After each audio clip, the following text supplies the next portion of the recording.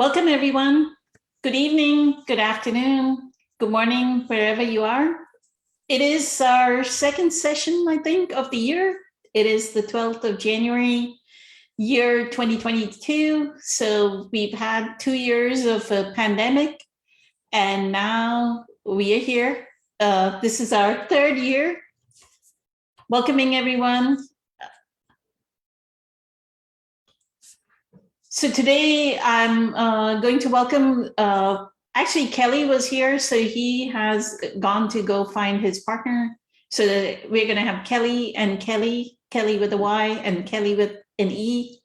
Kelly is our Qigong teacher, as well as his partner is a Qigong teacher. And then we welcome Eileen back. She's made it again, so welcome back to the panel. Eileen has become a certified mindfulness instructor, so please watch out for any posts on meditation. She has meditations on Evolver, which is virtual reality, but she also does Zoom sessions and one-on-one sessions, right?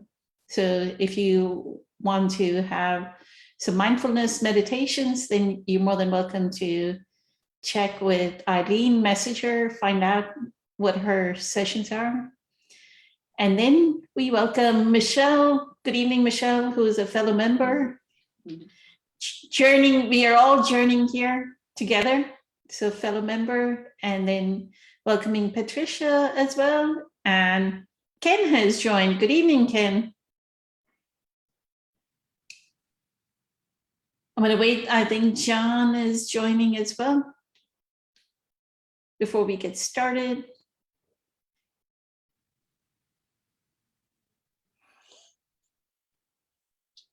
Actually, I'll get started. One of the things Patricia and Ken, Marla wanted to let you all know that she had some family emergency, so she's not here. But she said, just let Patricia and Ken know. So we're gonna miss her. So she wanted to be on the panel and have a discussion as well. So to get started, one of the things that I wanted to bring up, or is very commonly an instruction that Eckhart gives over and over again, right? That once we develop enough presence power, we should look at the naked isness of the present moment. So my question for the panel is, so the presence gives us clarity, right? So he says, don't add a narrative. Caesar has joined as well. Good evening, Caesar. Caesar is our panel member who is a medium channel, right? And a spiritual teacher. Good evening. So I'll go into my question. The question I have is, can the panel look at a situation? Tell me a situation where you could have a narrative about that situation. You could have a story about that situation. You could add baggage to the situation. But then what is the singling out this moment of that situation?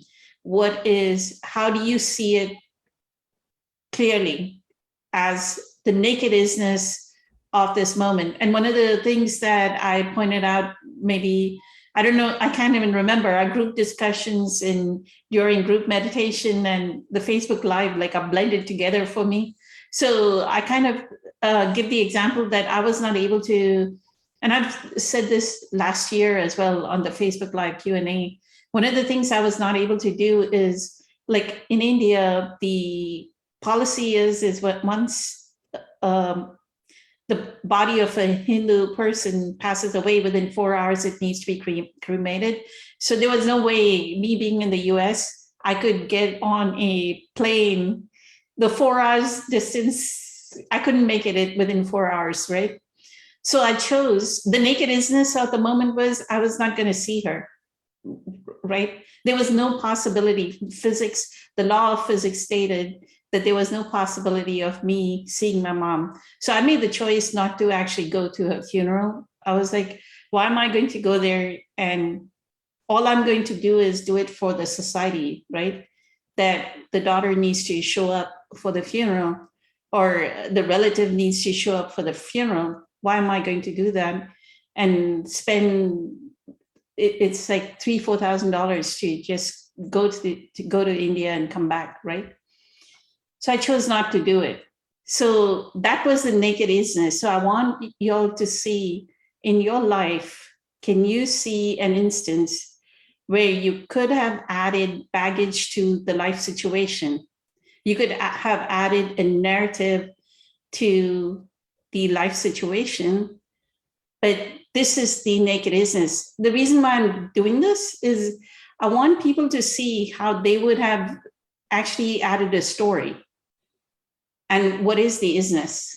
So this is a practice, and the more examples we can offer, the more it would help out. So Eileen, you want to get started on this? Sure. Thank you. I just finished sending the information to the group, so that's fine.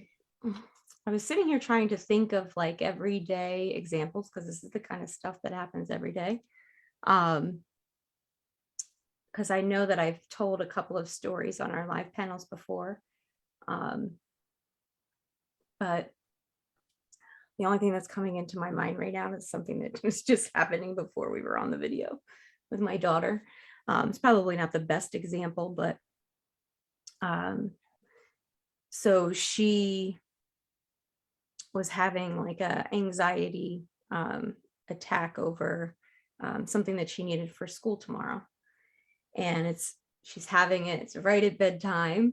And, the mind comes in and it's, starts saying, like, really, you have to do this right now? Or we couldn't have this conversation after school? Or why can't we deal with this tomorrow? Like all of these things coming through my head, like, really, right now? And of course, that didn't help the situation. That just made her even more upset. But as she's, kind of giving me that energy back that, just got even worse, stopped, realized kind of what was happening, and the awareness came to, the thoughts. And it was like, no, like what is most important in this moment? Most important in this moment is her mental health, her ability to regulate, the emotions that she's having and helping her through those. And it was just like, it just, dies down, it fizzles. And I've used the example in here before about, the experience that I had with abandonment and those episodes that we had probably over a year now, year and a half ago, maybe, where like even like just in an instant of recognizing the present moment of like how grateful you are for this right here, and it kind of getting rid of all of those other stories that have been told for over 40 years. And just kind of dissolves it in an instant.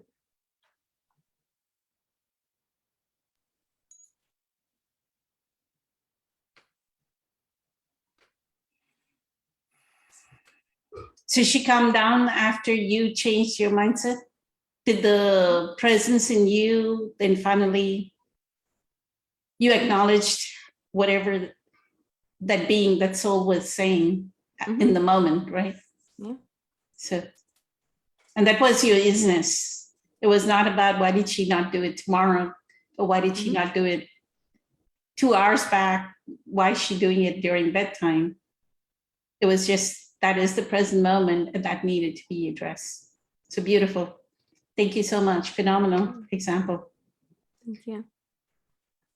Caesar, did you listen to the question? You listened to the question, right? You want to give an example, Caesar? Sure. Thank you.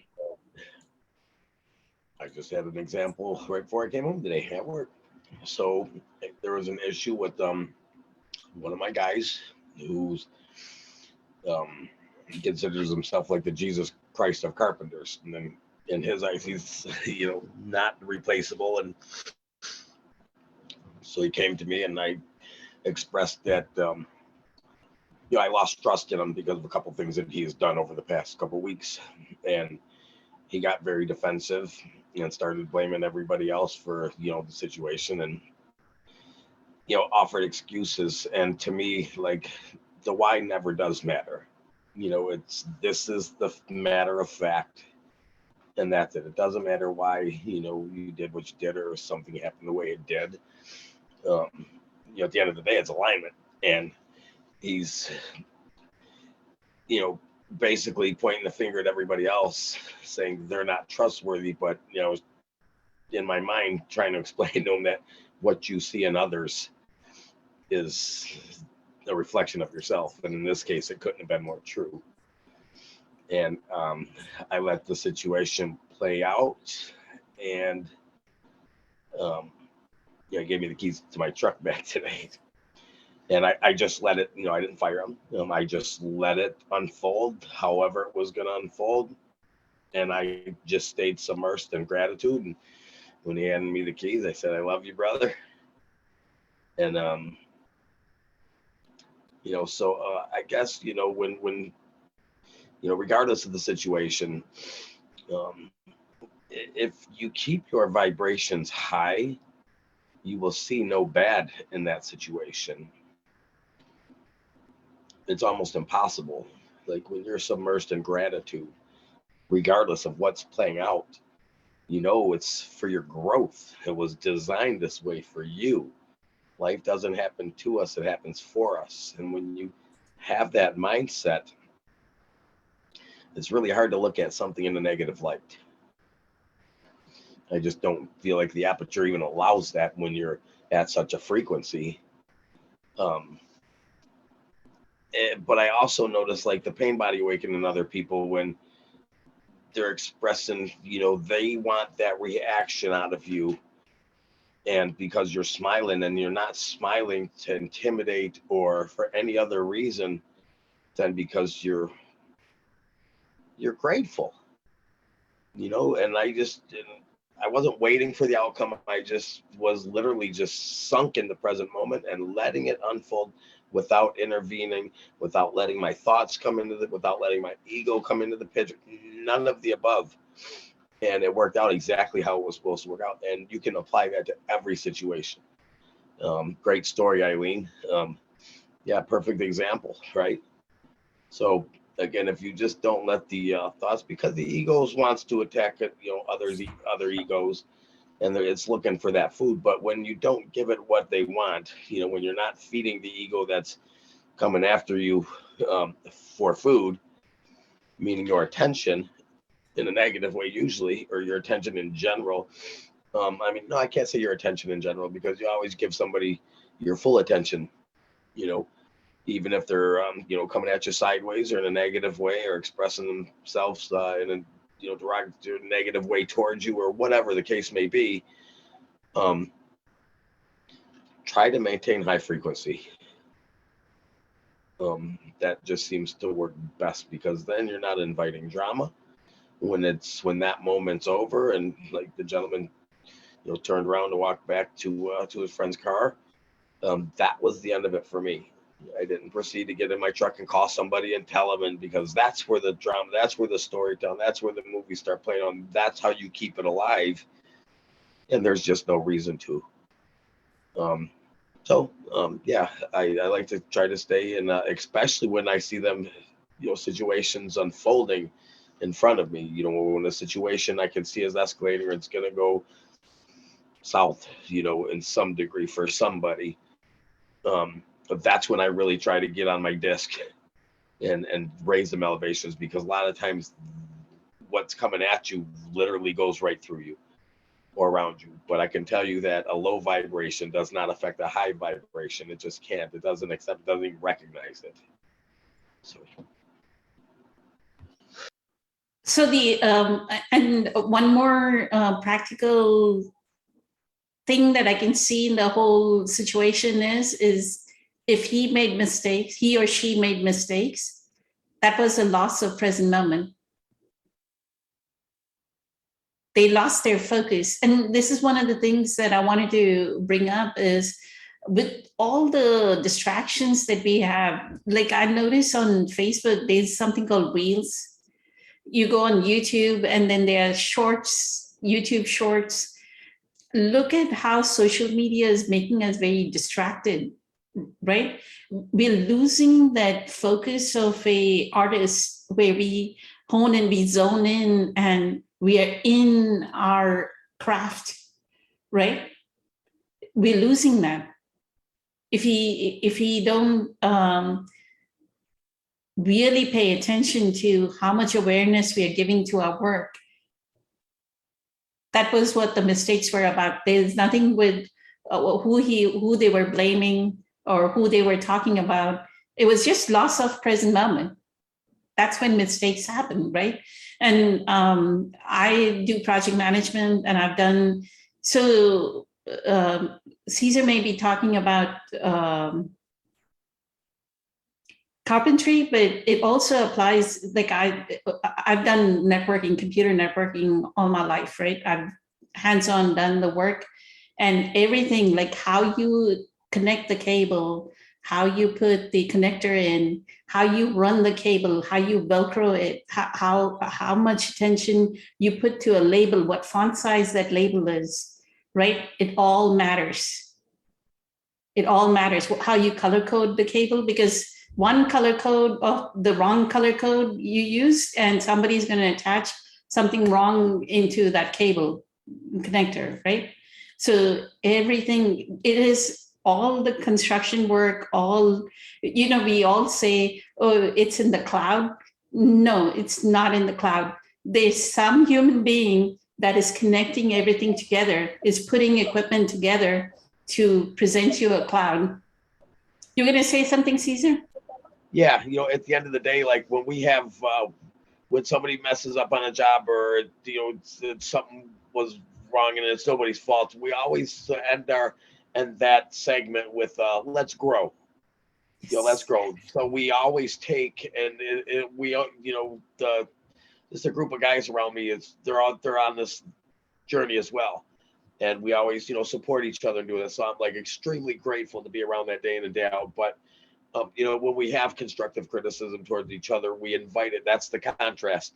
That's important to grow, and it's it's cool that we end with that. The let's grow, because it just keeps you aware that what did we get out of this? Because if we walk away from a situation that was unpleasant, what good was it for? Because you always have that opportunity to learn something, even if it's just the most smallest detail. Like you said, one little strand of fiber optics misplaces miles and miles and miles of oops. So, no matter how small the lesson, the lesson's a lesson. Invite that contrast, and it's important, but always try to seek the the lesson out of whatever situation doesn't feel good. That's all. Beautiful. Thank you, Caesar. Michelle, did you have an example of this kind? I want people to know, what is the naked isness of the present moment? Yeah, I seem to be able to hold presence much better when I'm in a crisis mode for some reason.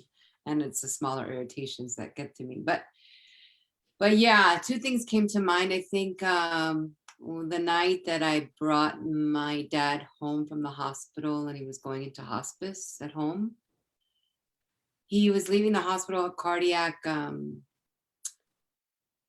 failure, and even though his oxygen levels appeared to be okay, with the anxiety, he was having a really difficult time breathing and was really, really anxious and not feeling well. And we were calling hospice to get the oxygen just to make him more comfortable.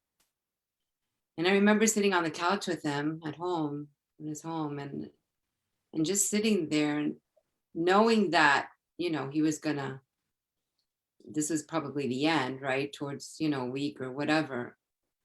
And just sitting with him and getting him to breathe, like conscious breaths.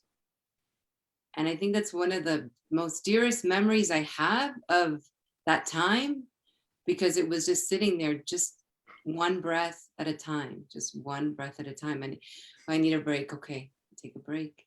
And there was no mental, you know, in my head saying, why is this happening? Or you shouldn't be suffering like this, and feeling sad. It was just being with him, present, completely present at that moment with him. And it was lovely. I look at it and it was beautiful. Beautiful. And just being with him. It was my mom's birthday during that period of time. And we celebrated mom's birthday. We brought out a birthday cake and we were just, you know, doing small stories. And it was joy. It was almost, there was a special kind of joy to that. It's hard to understand, you know, but very moments are required so much presence, and all that baggage, mind baggage was out the window. So I go back to that, you know, 5 years ago, and it's a lot of fondness in those memories, you know.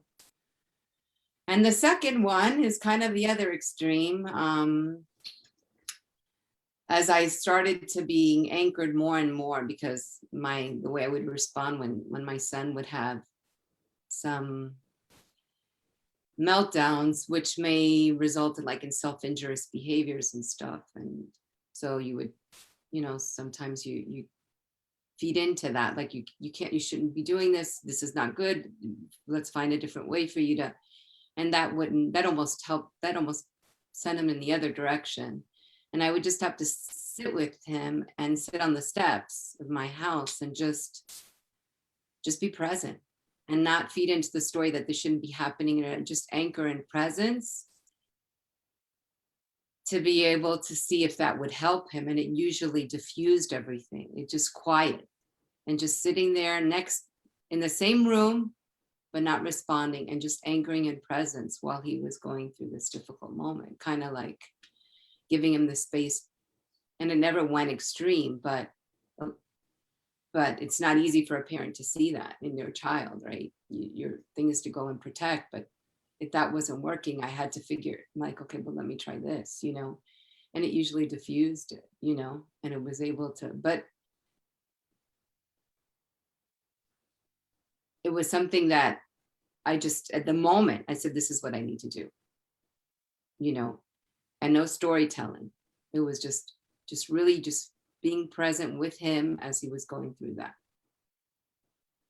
And then it passed, you know. So I try to use that more and more, or just diffuse any kind. It happens much less frequently now, but when I go into the drama with him, the same thing as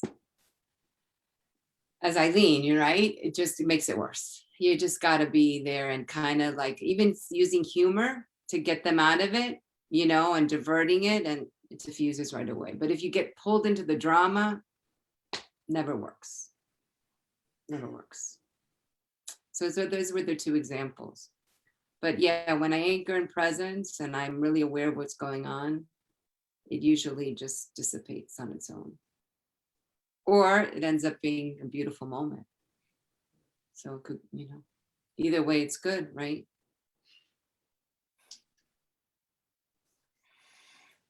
Incredible. Thank you so much for that, Michelle, especially the story about your father's passing away, or near to passing away.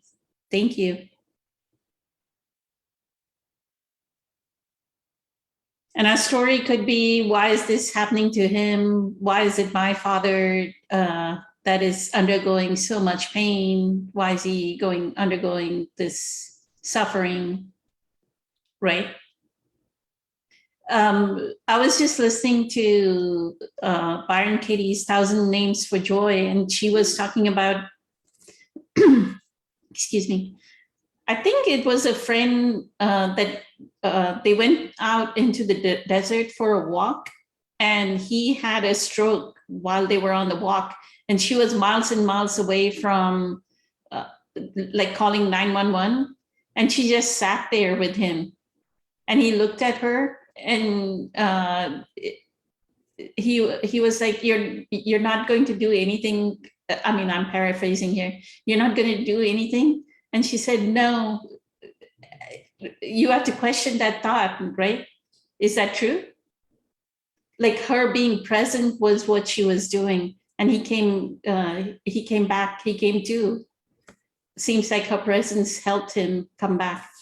So that reminds me of that exact, That's right. like I just listened to that, and synchronicity, right?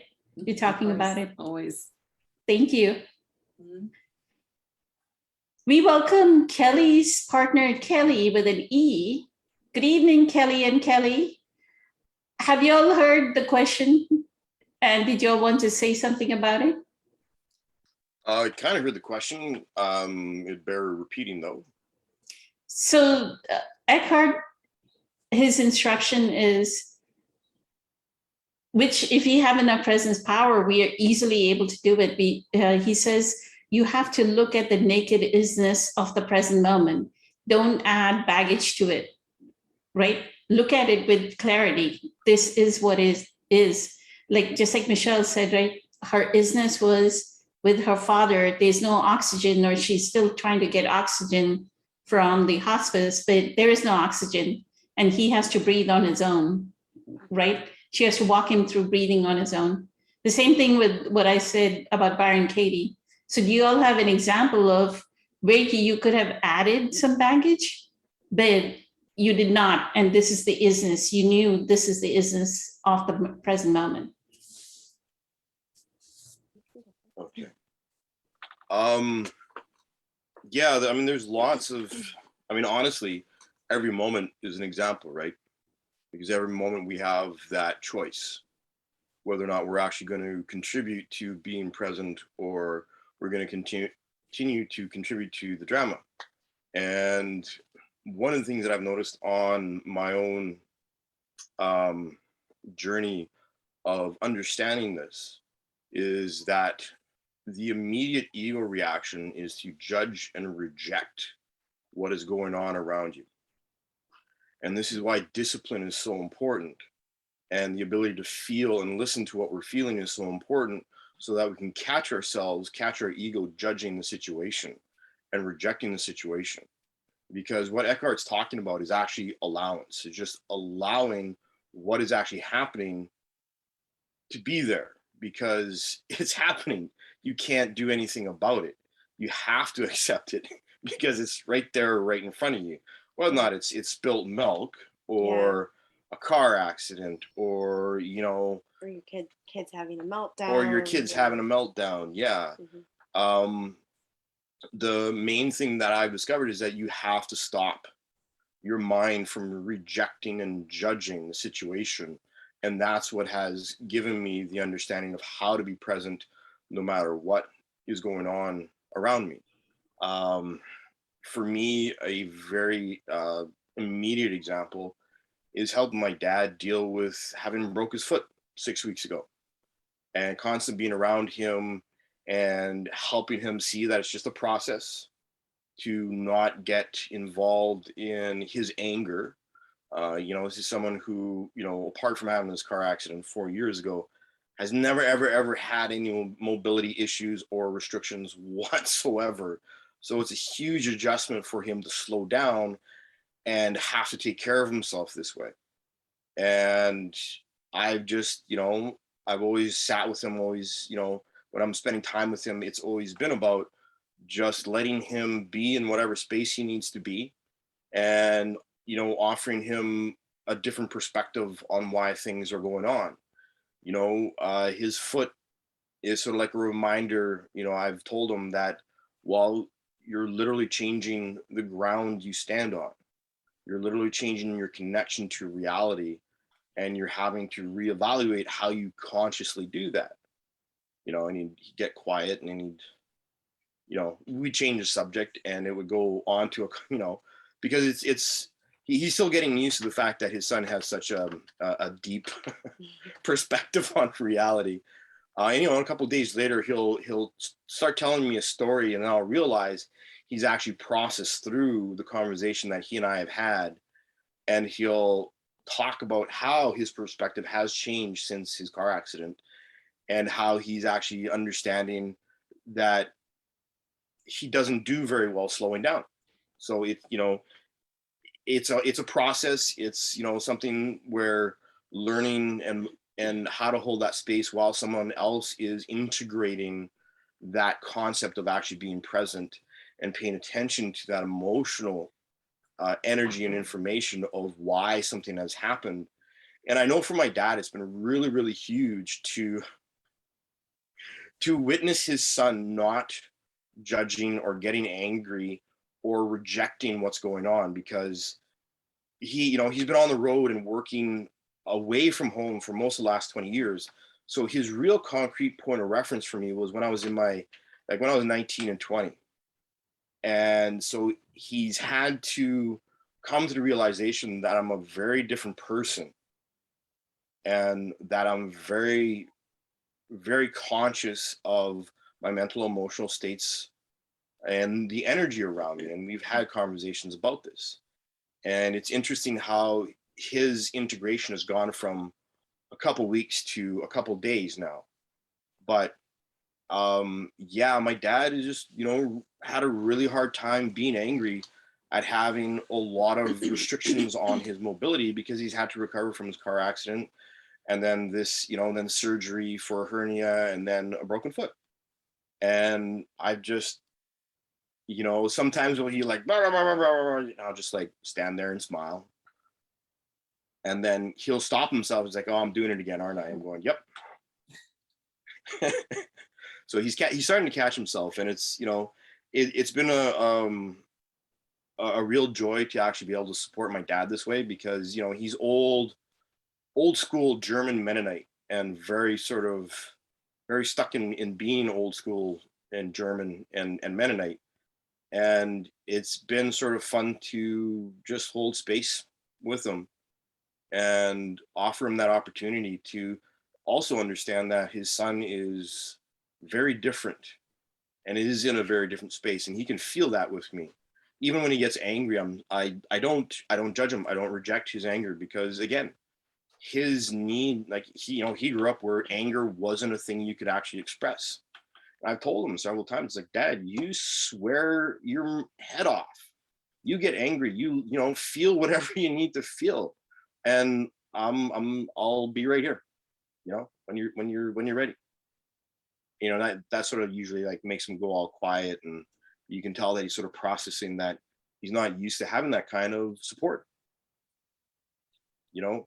And it's that space, it's that discipline that I've discovered from not rejecting what's going on around me, not judging what's going on around me, not being afraid of feeling the space that other people are in as well, and feeling my own space at the same time, and not judging if they're different or rejecting one or the other if they're different. Mhm. Yeah, I was going to say that's probably one of the most important things, is to not reject even how you feel in that moment. Like, as a mom too of 4 kids, and I know when I was listening to some of the other people talking, thinking about when we went through a divorce and they would visit their father on the weekends and then they would come home, and it didn't always, their visit always didn't go well, and they would always come home, and because I was the safe space, they always had lots to say. So for me, accepting that the space that that each of them was in, and that they all needed to talk about something, and not rejecting their feelings, not trying to tell them that it was wrong or trying to tell them how they should feel differently, just to let them feel what they were feeling. And also too, to accept how I was feeling, that sometimes in those moments that I was really tired, and that it was a lot to hold space for people. And I think that's important, just to try, when we reject even how we're feeling, that's how we can get caught up in, like, you know, blaming other people, or you know, or just being angry and then getting caught in that anger, instead of saying, you know, what I would do with my kids, for example, is to say, even if I was tired, that I would admit that I really do want to sit down and talk with you right now, and I also want you to know that mom is tired. So if you feel that I'm not listening, or, you know, I give them the opportunity to also tell me that, hey mom, I think you're not listening to me, or, you know, just so that they would also understand that I had feelings too, And I think sometimes as parents, we feel like we have to be all of these things with, brave and not afraid and everything. And we try to sort of protect them from what we feel because we think that it's too much for them.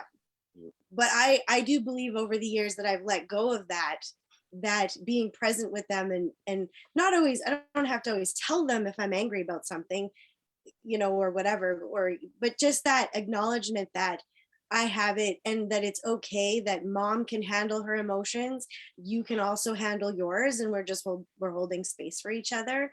And those aren't exactly the words I would use back when they were little. Now it's different, but just not rejecting anything that anyone feels at any one time.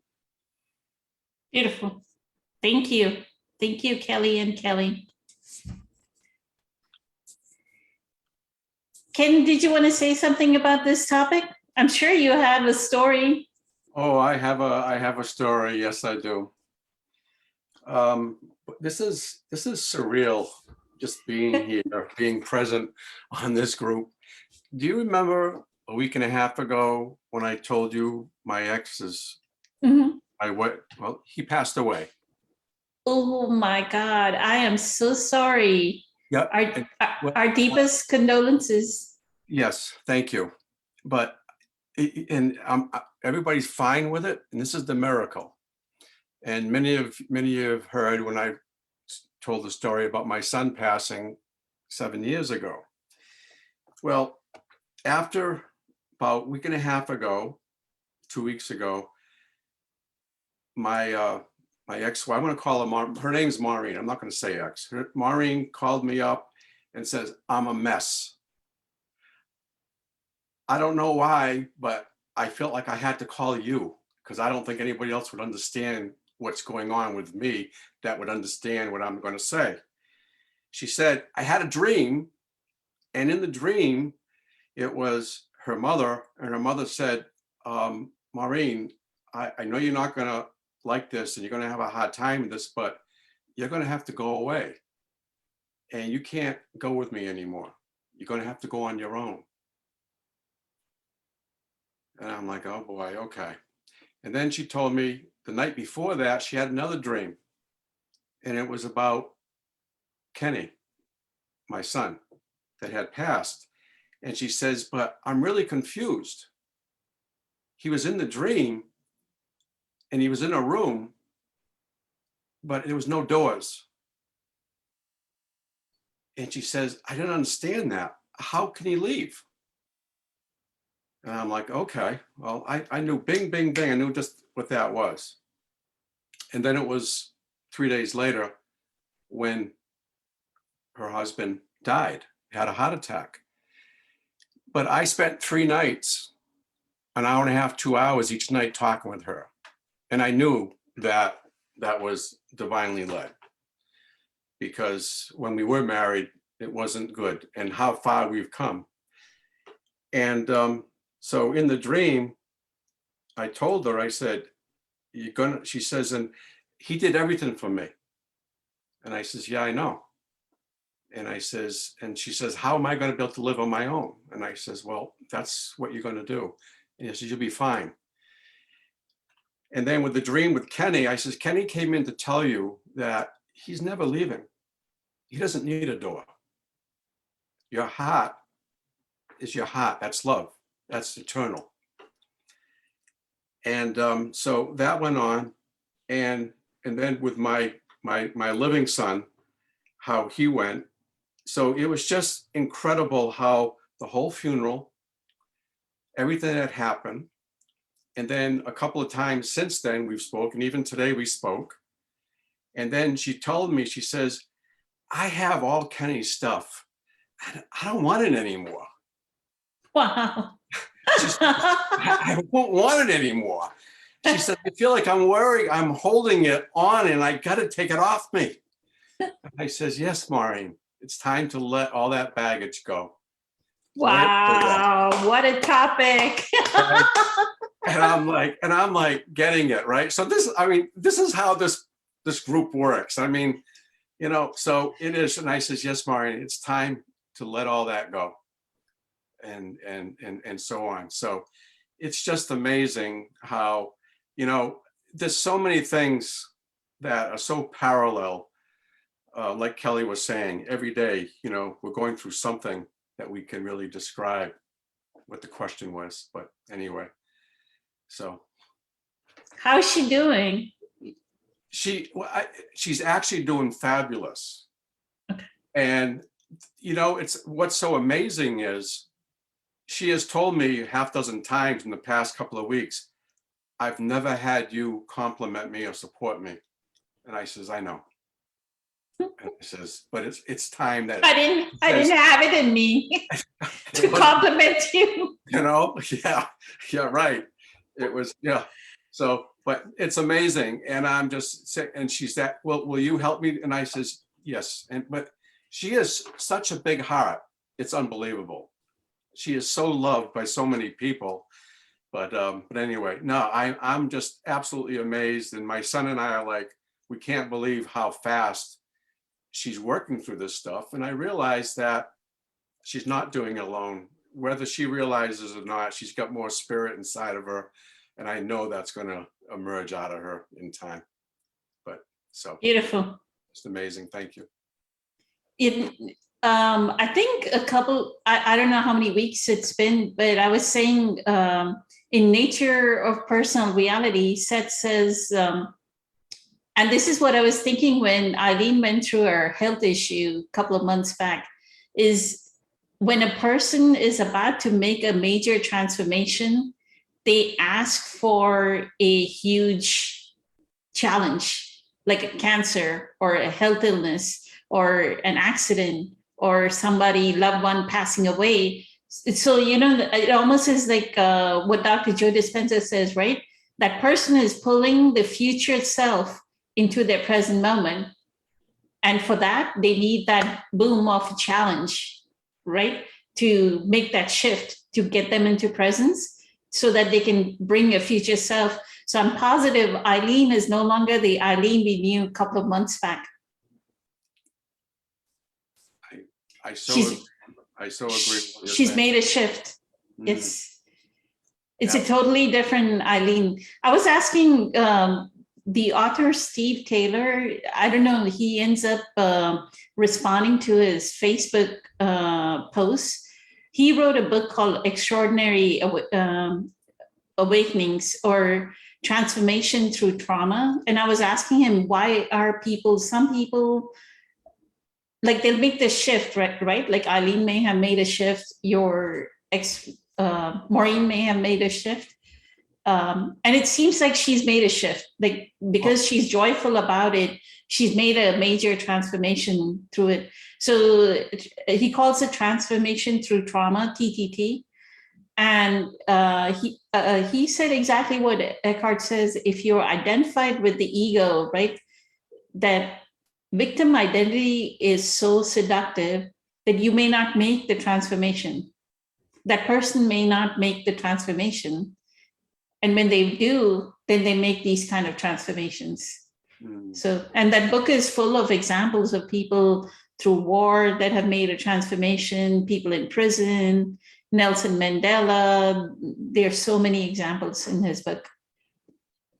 Viktor Frankl, I know so many people here have read Viktor Frankl's.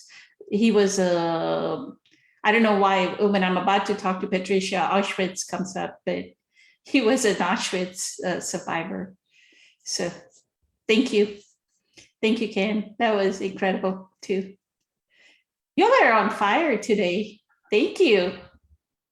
It must be Kelly with an ease influence. She's new and she's putting that aura on everyone else. Okay, Patricia, sorry about making you wait. You want to give an example?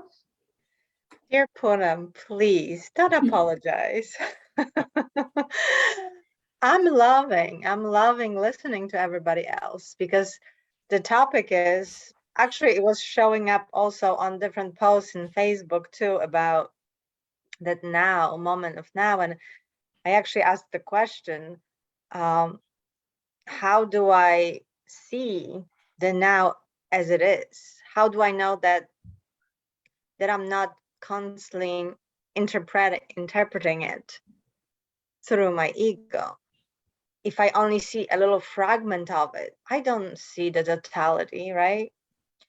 And whoever answered me is answered me that it's in being. So then no more I need to read in a certain fragments of it, because I'm just seeing the moment as it is actually being the moment. I'm still not 100% understanding, because I think that my ego is trying to make sense out of it. That's what it's been doing all my life. So even though I see the truth when Eckhart says, allow this moment to be as is. So I actually say it now too as my mantra. When I remember, I'm allowing this moment to be as it is. But do I need to know what it is? How can I, like, I need to act sometimes. Example, my daughter, she's 19, and she decided she's here home for the winter break. And before she leaves back to college, she wants to get a tattoo. I was always against it. I don't have tattoos on my body. I'm not even pierced ears. But kids right now do everything. And I just never wanted to do anything to my body that it's against my body. So I didn't want to just to have things on my ears that look pretty to hurt myself.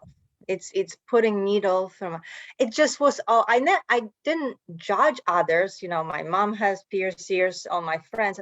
But when they said, Patricia, when are you getting your ears pierced? I said, leave my ears alone. I just don't want it. I don't want any needles next to me. I don't want to put pain through my body and be so permanent for what? You know, it's just no. And then tattoo was the same thing. I never, some of them are very, you know, pretty design and whatever. But I said, why would I put it on my body? It's my body would fight it. It's an foreign object. So I had this whole theory behind it. But then my own child, right, that I made, like, I almost feel like I own her. I own her body. I made her in my body. She's now going to do something that I'm against. And she waited long enough until I can't stop her anymore.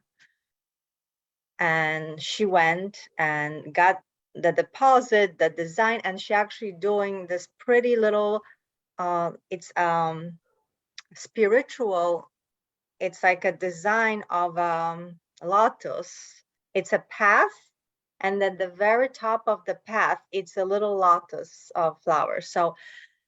And so she's doing something I, you know, love because of the symbol of it.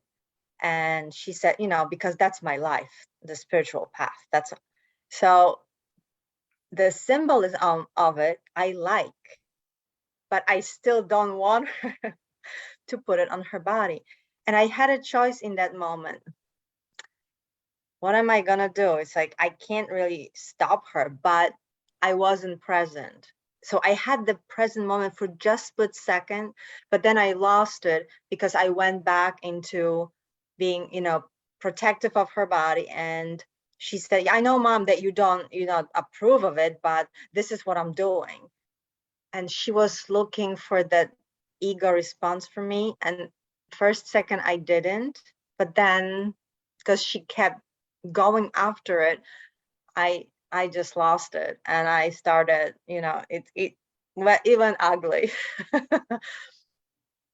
But then I guess I still had enough presence, more power, that I was pretty quickly able to come back and just cut it.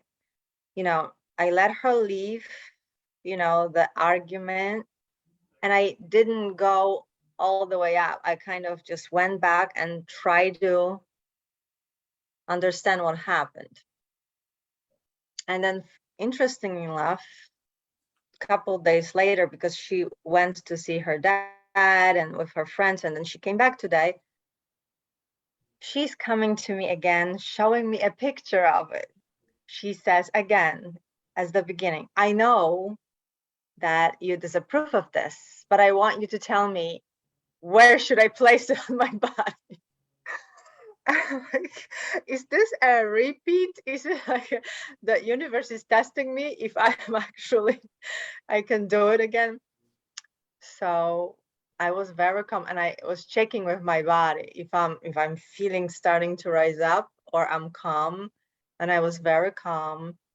And in the same time, I said, maybe you can put it on your leg, not on your rib cage, because it's gonna be very painful. There's no, so I'm trying to explain, because I still see that I want to have some kind of say in it, like advise her. Not, it's still her decision, but I was trying to offer, maybe, you're doing it permanently on your body. At least think about, where do you want it on your body? So you're not hurting yourself, because, if you choose such a very sensitive placement of it, not only it's going to be painful when you're getting a tattoo, but then, your body, your immune system will be fighting it all the time. And it's so close to your lungs, and you're like, so, but I dropped it. So I chose one of the 3 settings on her ribs, either up, the, and I said, I think it's the lower one is the best, but blah, blah, blah. But so easiness of it was, what was the easiness of the moment? My child is telling me she is doing that tattoo. And that's it, right? When she says, I'm getting a tattoo, you say, in a very calm voice, you say, in presence, you say, that is not something that I would do to my body. I don't have any markings on my body, but if you want to, you can go ahead. And then probably, I don't know, like we have to ask people on the panel who have a tattoo, because I don't have one. Tell me, what is the best place to have a tattoo?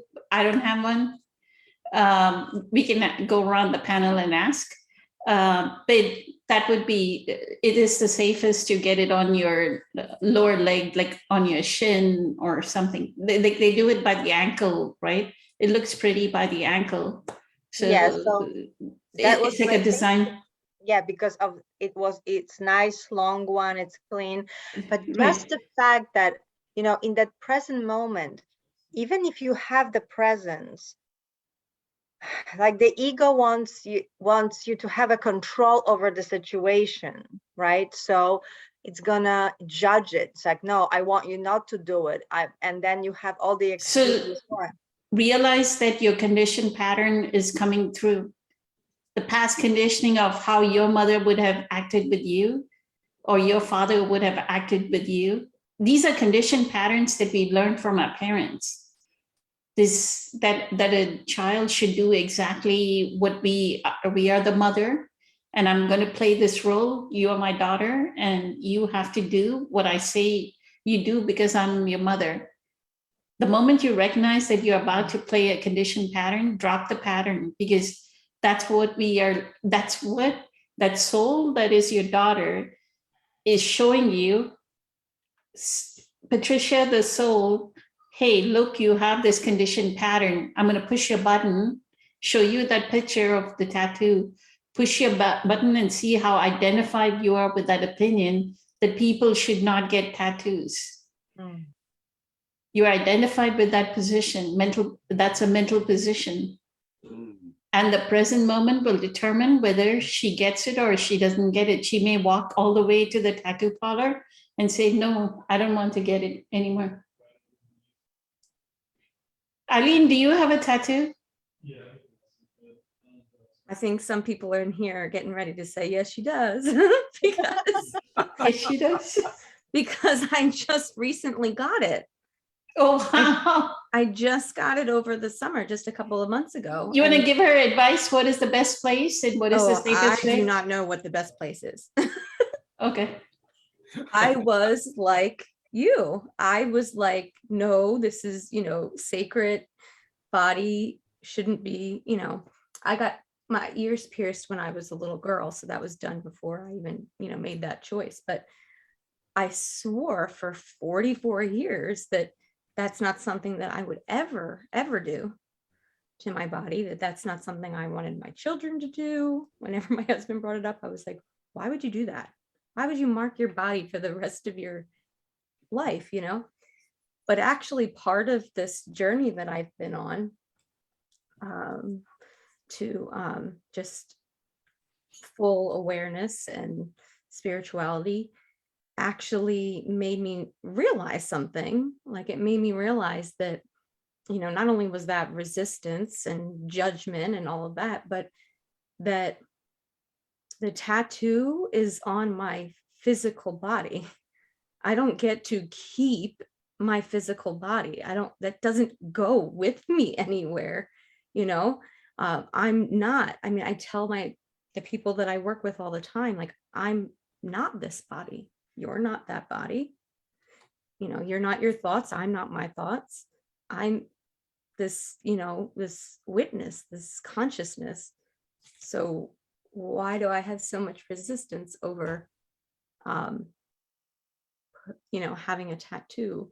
And so I actually just got one for the summer. I don't know if I can see because I can't turn my arm that way, but it's actually anchor on my wrist. And I got it because to me, it was a symbol of the journey that I've gone on, and that's always there for me. My anchor, my breath, that is always there for me. That's always there to bring me back into that present moment, bring me to that ability to just be. And so it's just an anchor with a infinity symbol, but it's funny because that's how I was for 44 years. And then it was just in a matter of a couple of weeks that I was like, no, wait. And it's helped me, it's right there. I see it. It's right at my watch, and multiple times a day, it's kind of a pointer for me to be like, no, right now, like breath. And so I thought that was a story that connected to what you were sharing. Thank you. I had Beautiful. no idea where they should go though. Thank you so much, Eileen. I saw your message that you have to go. So Yeah, in 1 minute I gotta go. thank you. Let me ask Caesar. Caesar, what is the best, before you go as well as Caesar, what is the best place to get a tattoo if she has to give any advice to her daughter? For a girl who's 19, Probably on the bottom of your foot. bottom of your foot? I don't know. I mean, that's what I'd probably tell my daughter.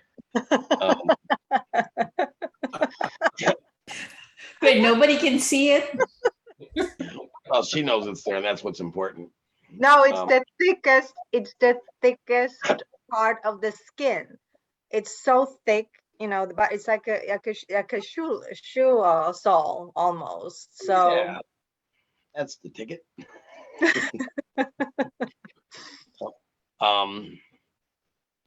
I got a couple tattoos in my early teens, and I can tell you, I probably put months and months and months into the thought of what I was going to put there. That was, something that would be, like Eileen said, as a reminder to me, personal. I don't care if anybody ever sees it. There wasn't a thing to show off.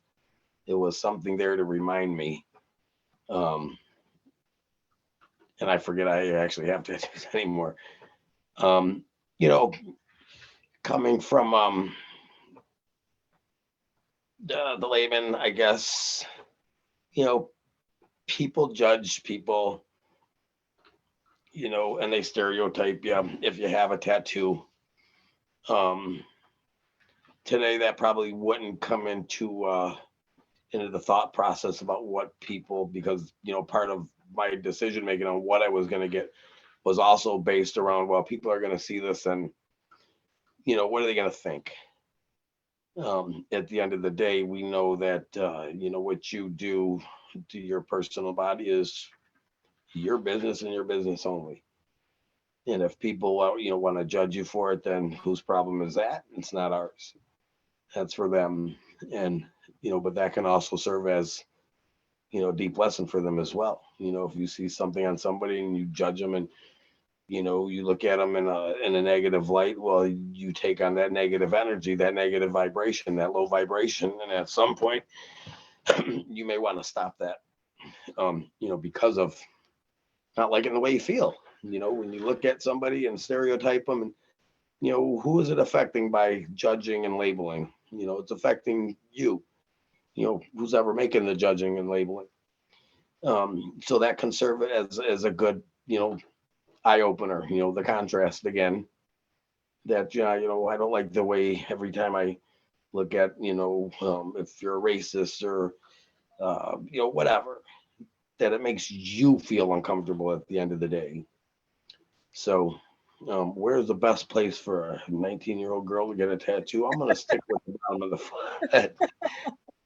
Because it needs to be there as a reminder. And if you can use it as a tool, if I was going to get another tattoo, I'd probably get a tattoo of a watch that said now, just to serve me as my reminder. And, you know, wouldn't shit. You know, I understand I'm in a professional setting atmosphere, and it probably wouldn't serve me well. You know, to my clients, they would probably be judgmental about it, and it probably cost me money at the end of the day. Not that that matters either, right? But it's a personal thing, and you know, I would just hope that it, you know, would serve her as a reminder of something that is spiritual to strengthen her practice, and it could serve as a reminder or a tool to do just that. You know, like Eileen said, you know, when she's having a bad day or a bad moment, I should say, and she can look down and know that she's got this breath, and everything else just fades away and dies into the breath. So, you know, in the case of the girl, she can maybe pick up her foot and, you know, maybe put a rose under there. I'll tell her. I think it's genius. I think Oh, that's I'll for see your if that. daughter.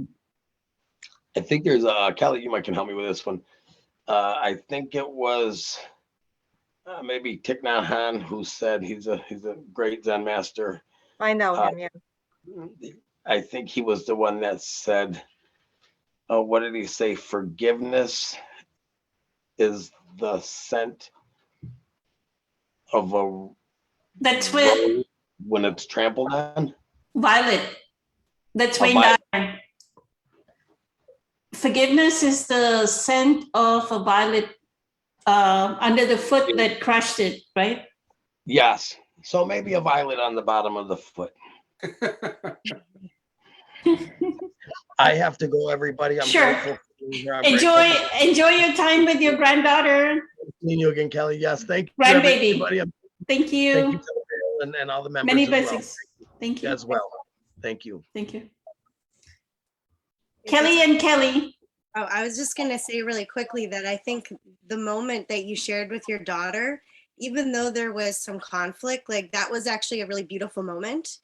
And even though you disagree that it's not something that you would do, but you've raised somebody who makes her own choices and she wants to do something that is meaningful for her. And it's going to make me cry. I get all teary-eyed with, like, you know. Well, you got But two it's daughters. very, yeah, because I have two daughters, and one of my oldest, who's 23, has 2 small tattoos and some piercings. And, you know, some of her, like, you know, she always had her ears pierced, but when she wanted to do these other piercings, it's not something that I would do, but she wanted to do that. And so that, I feel like her choice is also part of her journey, whether or not I agree with it. And I think that's such a beautiful gift that you've given to you and your daughter, is to be in disagreement and you still love each other. And that's such a wonderful thing, because you don't have to agree on everything. And I think that's really hard, especially with our children or other loved ones, that when we grow, we don't always agree anymore all the time. Yep. And to accept that we're in different places or that we just believe different things can be such a wonderful thing. Oh wow, thank you so much to look at it this angle, because it's very true. At the end of the day, you know, this is all on the outside, but she's still, you know, my daughter. The spirit is there, the connection, and if we can agree on talking about it and Yeah. respecting each other, you know, and being in disagreement on the form level, but still being as one, you know, spiritually, that's incredible. Thank you. That's very helpful. Well, thank you for sharing too. Thank you, Kelly. The other part to it, remember, I don't know if you watched when we watched the what's the name of the talk? It's on Socrates. Socrates, the greatest lesson, right? Eckhart says the moment, like we are caught in a box, the moment we make a judgment, she should not get a tattoo, right? We are trapped in that judgment. Not only are we trapped in the judgment, we have the other trapped in the judgment too. So the other will always meet the judgment. The moment you put your mind away from that and say, it's okay if she gets a tattoo, I don't care, it's a body. She is the owner of a body. You won't believe it. She may make a different decision. Right now, she's rising to the judgment of yours that she should not, you are so fixated, she should not get that tattoo, right? She should not, and you're forcing that on her, and she will rise. Her spirit is going to say, I'm limitless. Who are you to bind me? Who are you to put those bars around me and say I cannot do something? I'm going to go do it. And that's what most teenagers end up doing. They rebel against their parents because that's the ego. One ego is saying, I'm the parent. I'm telling you this is what it is. And the other says, no, I'm limitless. I'm going to go drink alcohol. I'm going to go smoke. I'm going to do whatever, right? But I think she tested me on it already with the piercing, because initially she wanted to do it when she was, I think, 11 or 12, but she was also horseback riding. So she was wearing, you know, the cap and the hair and the nets. I said, Julie, you constantly eat the horses in the dirt with the horses, with their manes. If they rip it, it's, you know, maybe some other time will be. And she listened to me because it was something that she figured, okay, maybe she's right, because I really don't care about wearing them right now.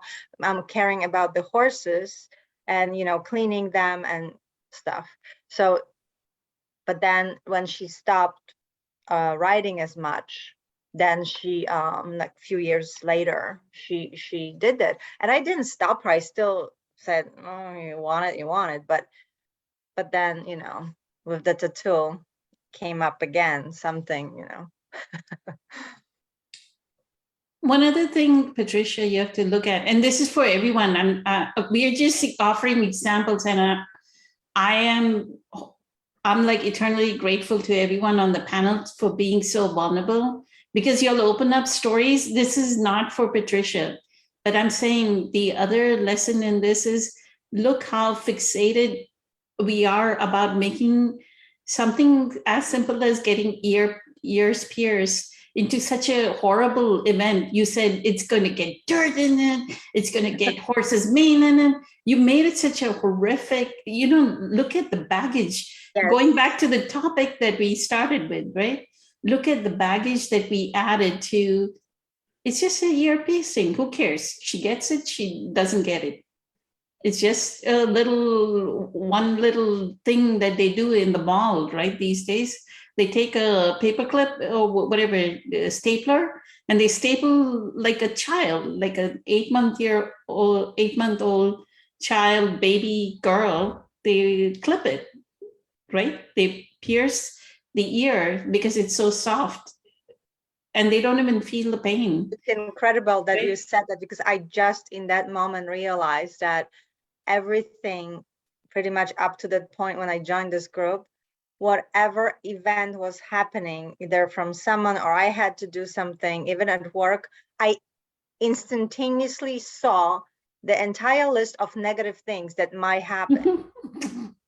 And It was then you immediate.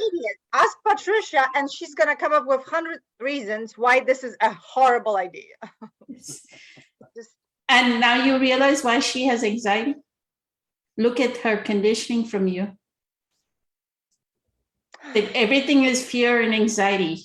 Oh, you do horseback riding and you look at that, your ears can get pierced and all this can happen. And if you do this, then all this can happen. And if you do that, instead of saying, I'll let the present moment be as it is, allowing, as Kelly said, allow this to be as it is. If it's a broken foot, it's a broken foot. If it's a hernia operation, it's a hernia operation. Relax. Universe is saying, relax back and sleep. Don't get up and do things, right? Listen to the universe. Ken, did you want to say something about it? Then Michelle can wrap up. What specifically? When Either the topic was either where should her daughter get a tattoo, or the fact right. that she's fixated on her daughter not getting this tattoo. Oh, I would let go of your fixation, and I would say I would welcome the tattoo, and I would make amends right then and there with her and say, it's your body. How do you feel about it? And I feel like once you calm down and you would be able to talk to her, that will shift her energy. Something in her will shift. So. thank you. I actually, just as you were saying this, with it opened up to me, and I actually, okay, I'm gonna pay for it, because up to this moment, she said she couldn't ask me to pay for it. Who's gonna pay for it, right? So she saved some money because she works a little bit part-time on campus. So she was going to pay for herself. But now, maybe, the gesture of me is like, I disagree with that, but it's something you want to do. It's a spiritual thing, blah, blah, blah. And let me pay for it. Maybe that will, no? What do you think, guys? Yes, very good. She's learning it within an hour, right, Kelly? Do whatever you want. Yeah. Honestly, that is a wonderful bridge that you're creating with your daughter, then, with that decision to actually pay for something that she believes in terms of representing her expression of herself. And she fully is aware of the fact that this is something that you do not necessarily agree with. But as Kelly pointed out, like, you guys are giving each other a gift of being able to have a different perspective of reality, but still be loving and understanding towards each other, that you have different opinions. When I got my first tattoo, my family didn't, I had it covered up for like 2 years before they ever, because I've got it right on my heart, and it goes all the way down my chest, right? So I just wore high collars and stuff like that. And then one summer I'm out working on the yard, and my dad sees it and goes, "What's that?" I go, oh yeah, right, I guess you haven't seen it. He's like, "Is that a tattoo?" I'm like, "Yeah." And it's Japanese for pure joy, pledged to God. And he went, oh, that's kind of neat. I'm going, wow, all right, I wasn't expecting that answer, right? And it was one of those moments where I had completely forgotten that I'd had a tattoo, because I'd had it for such a long time. And then when my family actually saw it, they were actually, they know I'm different. They know I don't listen to them, really. I keep my own counsel on pretty much everything. But it was an interesting moment, because my dad and I had a conversation about, again, very German, very old school, old country German. We had a conversation about it. He's like, and a couple of years later, he was like, I thought about getting a tattoo a couple of times, but I'm like, Dad, it's just like, come on. You still do it? And he's like, no, I think I'm too old now. I don't know how that would like come up, you know. And it was a great moment That's his belief. that's his belief, right? And it was a great moment of You can understanding change that. it or not. Yeah, exactly. It was a great moment of understanding between my dad and I, and even my mom. My mom had wanted to get some tattoos, but you know, just had never gone through with it.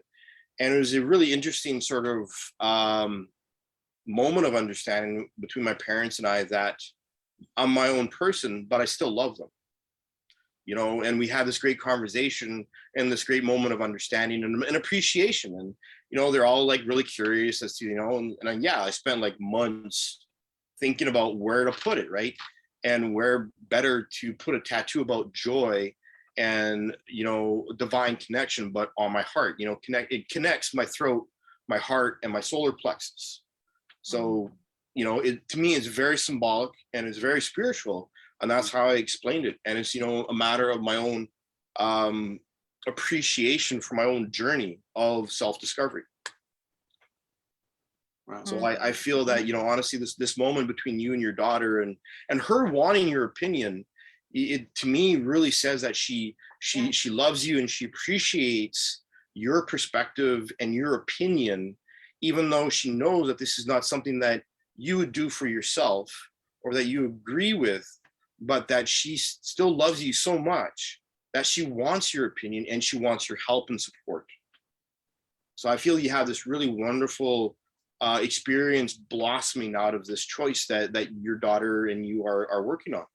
Thank you so much for, again, letting me see it from that angle, because my initial idea is that she just wants to rub it in, you know. It's like, okay, you But can't again, tell me back to the no. negative. Back to the negative. Back to the negative. Yep. That's my limiting beliefs, that everything has to just be wrong, bad, and yeah.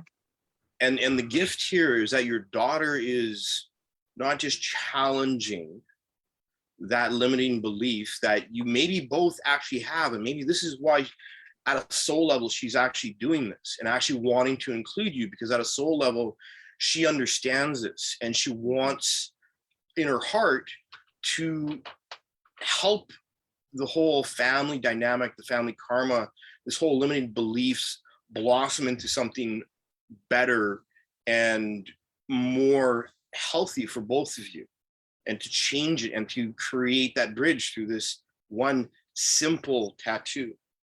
And Wow. we often want to label something as good or bad, and then once we've labeled it, we're in judgment, like Poonam was talking about before, right? Yep. So a decision that's right for someone is not always for someone else, and it's a learning experience. You're talking about being very conscious of your resistance, your own personal beliefs about your body. You're talking about how you understand that your daughter doesn't have those beliefs and that she is trying to express something more and beyond. And this is actually how karma stops in a family line, where the children choose to do something different and to step out of that pattern.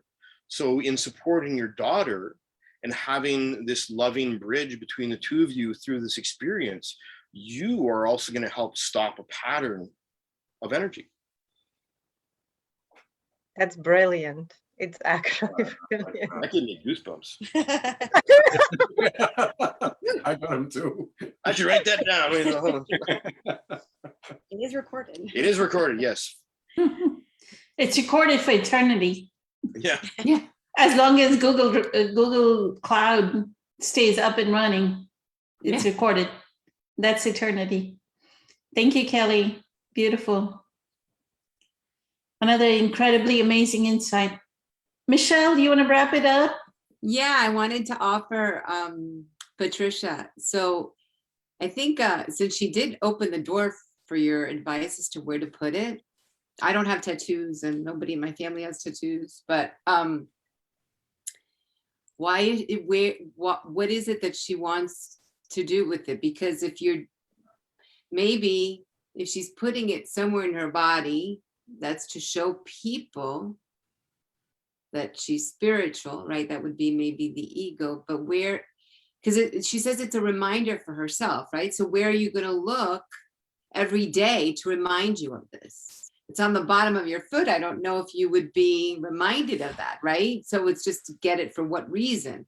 But like Eileen has it right here, and you're looking at your wrists quite frequently, where in her, or maybe on the where in her body, and what, right? If she can see it, that means other people can see it. And then we get into this, well, then how is my future employer going to respond to seeing it in a visible place? But who is it for? You know, does she have the right? Is No, it for her? she actually gave me a placement picture that she drew on her photo, but it's really just on her under her arm on the rib cage, but it's either a little closer to the front, in the middle, a little down. So it's not really, it's really that section of her body. It's just maybe inch this way, inch this way. It's not, that's why I said maybe on your leg, maybe, you know, somewhere else, because for me, my thinking, it's painful. I wasn't even worrying that it's going to be visible or not. My thoughts went, it's going to be hurt you so badly. It's like the worst place because there's no meat here. It's really just skin and the bones. So, yeah. So even though she asked me, it wasn't really that much of a choice that she gave me. So that's where it is for her. Yeah. Yeah, no, you know what? Even though there's been maybe some negativity and like you're always back and forth, to go back to her and say, you know, I realized my response when we talked about this initially, you know, I didn't mean to react in that way. And it was just my conditioned patterns, and I'm human, and I'm sorry, and I'm trying to, you know what I mean? And I appreciate that you're taking this spiritual path. So maybe all that whole relationship that you've had with her has led to where she is now. You know, she's on the spiritual path, and it's all been for good, right? I mean, we're not perfect parents, right? We make mistakes and we go through our own conditioning as we're growing up, but as we grow, we learn, and you're teaching each other. You're teaching each other, which is beautiful, you know. And now she's not a child, she's a young adult, and we can have these more deeper conversations with you know, with them. And so it's a beautiful opportunity to just have your relationship blossom into something else, you know, transforming, right? Today I was making fire outside in the fire pit, and I was looking at the fire, how it just smokes and transforms, and you know, it's beautiful. You know, it's something hot and hurtful, and if you get burned by it, right? But it's also transformation, right? And so this heated debate of whether I get the tattoo or not get the tattoo and all that energy, right? But it can come up and transform it. So Beautiful. beautiful. May I add another cent to this? Most definitely. A few more pennies. A few more pennies. So the thing about pain and tattoos, when I got my tattoo, this location on the body is actually the most painful location to get a tattoo, because the tissue is, the skin is very, very thin on the center of the chest. From my own personal experience, I found that the pain that I had to go through and the focus that I had to maintain and the discipline to breathe through the pain was profoundly transformative.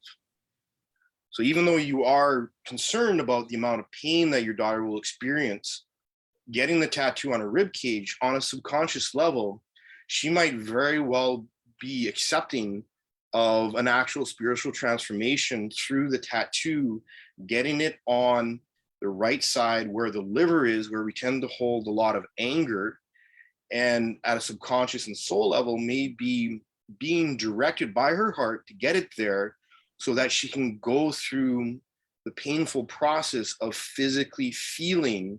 I mean, the amount of emotional energy that came up when I got this tattoo and how much I released through the process of getting my tattoo was really incredible.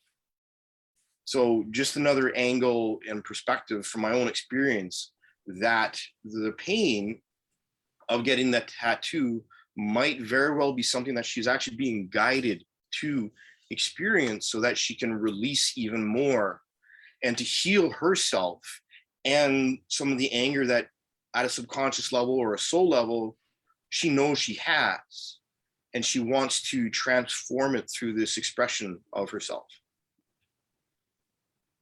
Incredible. Yes, yes, that's incredible. Thank you. Wow. So many different ways of looking at it, Patricia, than the fact that You guys other are than amazing. other than the one perspective, she should not get a tattoo. When you let go, that is true detachment, right? Impermanence of form. Live with the external form with a sense of detachment. No of impermanence. It's just a tattoo.